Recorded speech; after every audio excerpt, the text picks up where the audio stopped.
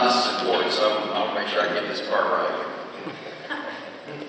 Tom, I want to offer you my sincere congratulations for being elected the 2010-2011 TPCA Chairman. You will be leading one of the largest and strongest petroleum marketing and convenience store associations in the United States. You were elected with the faith of the association, you as a leader, as a concerned and active citizen of this great country, and as one who will successfully take the reins of TPCA and lead this year. And it is my privilege to pass to you the symbol of our spirits, the icon of generations of TPCA members, the Chairman's Gavel. Congratulations, Tom.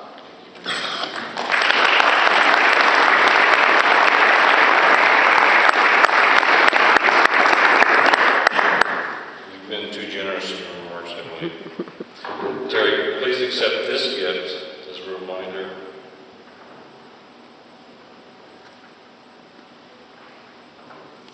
of the leadership that you provided to our association this past year.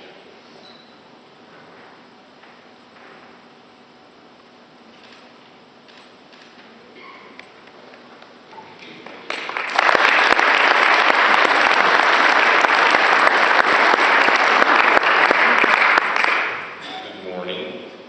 Thank you for being here this morning and attending our annual 2010 Food and Fuel Expo.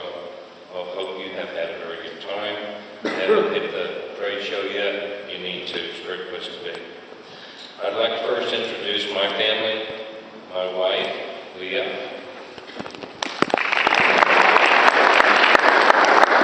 My youngest son, Paul Mazurs. My daughter, Kara Heist. And my other son, Mike Masters.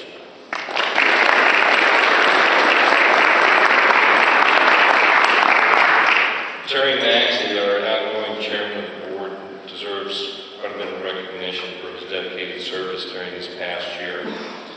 Not only has he been an excellent chairman of our association and giving them his time and energy, but he's been a tremendous mentor to me. And this has been one of the most successful years that we've ever had. So, Terry and Nancy, with my sincerest and deepest, congratulations to you. You really deserve a round of applause.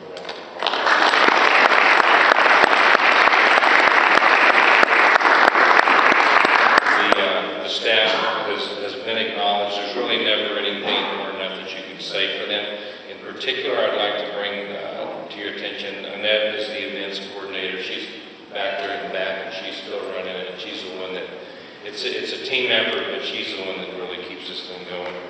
And Chris Newton, the president, he's already been introduced to, but just to give you some flavor for the quality of the staff that we have, Chris has been asked by NACS to fly up to Washington, D.C., and he's going to be testifying before a congressional oversight board concerning credit card fees and the new Durbin Amendment. So that's a little bit about who you've got that's driving this association. My theme for the coming year is opportunities through change. We've been facing changes. We will continue to face changes.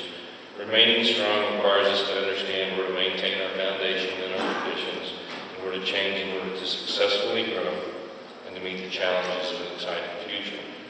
In the last 2 years, we've seen a dramatic change in the economy. It's affected everyone, including the people in this room, their families, and their businesses. For those able to adapt to this adversity, it has offered an opportunity for introspection and to make adjustments and ultimately strengthen their business models, making them only stronger and more successful in the future. Although this has been a particularly rough period of time, it's not the first time and it will not be the last time. And there's no greater time than during these adversities that your association is where it should be in order to bring you the value that it does, in order to bring you a unified voice and protect our interests and preserve a reasonable business climate. The association provides a bridge between our daily business lives and state regulatory pressures that will ultimately make demands for changes in our business. And for those regulatory changes that do impact us, the association is charged with keeping us informed and in compliance. 2011 brings into legislative session. Texas has a budget deficit that's approaching 11%, or approximately $20 billion on a $180 billion two-year operating budget. By state law, Texas has to balance that budget. This is not going to generate a friendly business climate, but as the state looks for solutions to the shortfall.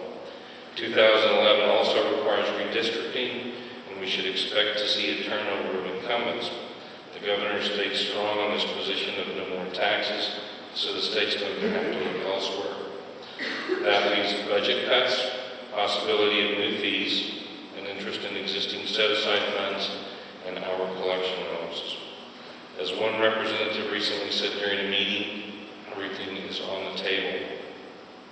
This is going to place us in a defensive posture, and any business not defending their interests will be placed at significant disadvantage. We need to protect the things we currently have of value. We also need to be proactive anywhere that we can in improving our operations.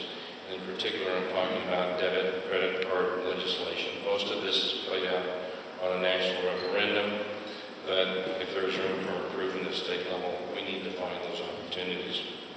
As we move forward into the first several months of this next year, it's my intention to continue forward on the operational adjustments that were initiated during Chairman Maxey's term. We need to continue to increase our PAC funding and our PAC membership. Your individual participation remains critical, and I look forward to seeing all of you on Legislative Day next February, of 2011. Consolidations in people leaving the industry continues to reduce our membership. We must continue looking for solutions to grow our association and our membership. And anyone wanting to become more involved is welcome to participate at a greater level. We need and welcome new talent and fresh ideas. For our fall meeting, which is only a few more months in September of 2011, we're going to be shifting focus onto the upcoming legislative session. We've combined our fall planning session and our fall board meeting. We've already received acceptance from the Speaker of the House, Joe Strauss, from Comptroller Susan Combs, and from Chairman of House Appropriations, Jim Pitts, to give presentations at the fall meeting. The influential quality of these speakers reflects how our association, our staff, and our members are perceived by our legislators.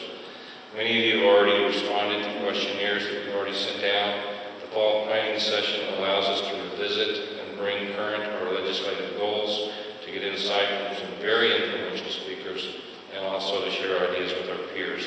All members are welcome to attend these meetings. This is your association. So we must remain optimistic. We must be willing to adapt.